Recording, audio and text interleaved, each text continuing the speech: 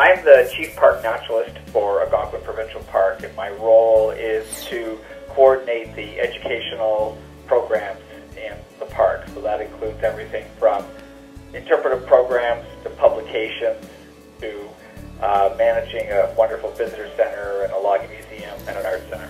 I think I have the most interesting job in the park and perhaps in the province. Well, you know, I think Algonquin plays this important role for paddlers. I think it's probably safe to say that for many people in Ontario, their first wilderness-type experience in paddling probably happened in Algonquin Park. I think it's really important for everybody to really understand what it means when you go camping in Black Bear Country. And what I'm really trying to look at in this presentation is to look at the role of education and how important education plays in something like managing people's expectation when they're camping in the backcountry, but also how education can play such an important role in management, messaging, and how we actually manage a species like black bear. So the idea really there is that if you have a good understanding of why black bears do what they do, you have a better ability to be safe in Black Bear Country.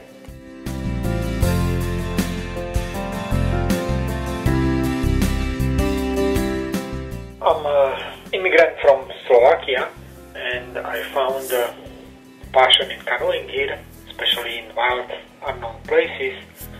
And I also found Lynette here, who does paddling in the wild, unknown places.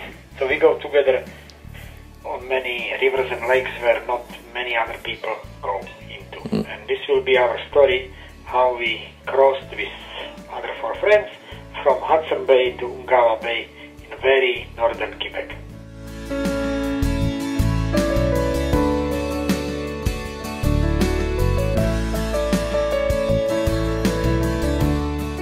My name is Jack Goring, and I started canoeing with a friend in 1941.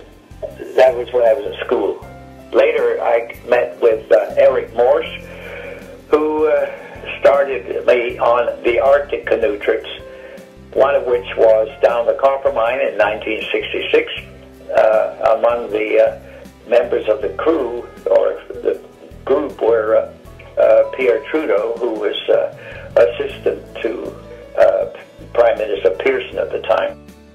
This followed Franklin's route from Lac de Gras down to the town of Copper Mine on the Arctic Ocean.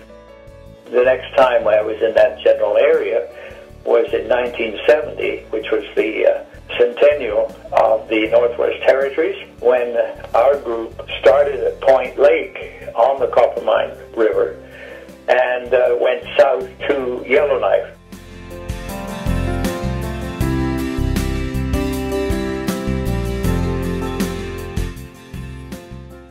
I was working as a camp counselor at just another camp, Gitchigumi. I used to teach kids to paddle canoes out in the water on those hot summer days. And over on the beach there was this girl counselor. Ooh, how I loved her, I could just count the ways. The way she looked in that hot, tight Speedo. Man, it'd make the sun grow dim. But she just stayed there on her beach, watching the little kids swim.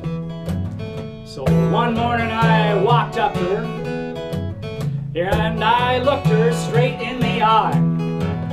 Stood real close and I said, "Hello." Make a grown man cry, because that's not what I had intended to say. That's not what I meant to say at all. Because what I had in mind when something like this, kind of a northern counselor's mating call. You wanna paddle with me, baby? You wanna move with me, baby? You wanna groove with me, baby? Into the night.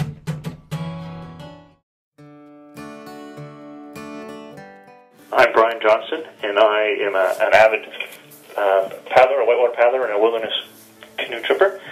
And my heart is in on the barren lands in the Arctic, so I did a project that started a couple years ago when we had paddled across the Devont River and, of course, came upon Tyrell's famous boulder cairn.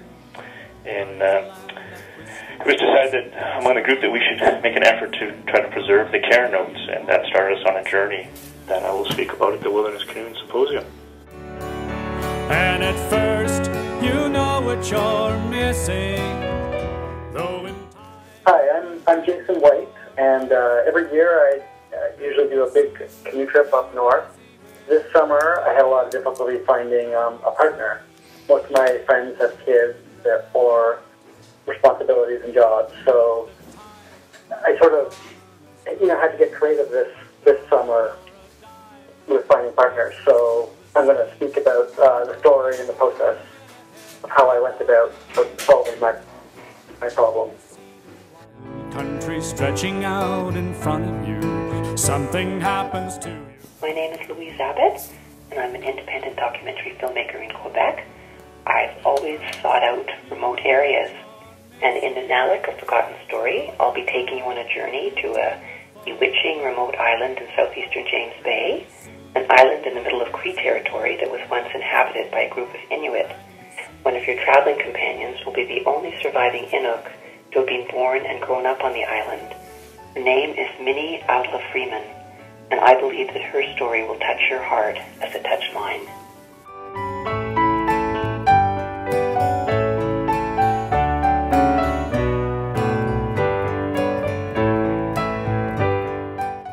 I am Emma Brandy. I am from Toronto, Ontario, and I grew up going to camp near Huntsville, Ontario. I started going there when I was young, and I just started to love canoeing and canoe tripping. I thought that was a summer identity because I started working at the summer camp, and then I would go to school in the school year, like regular people.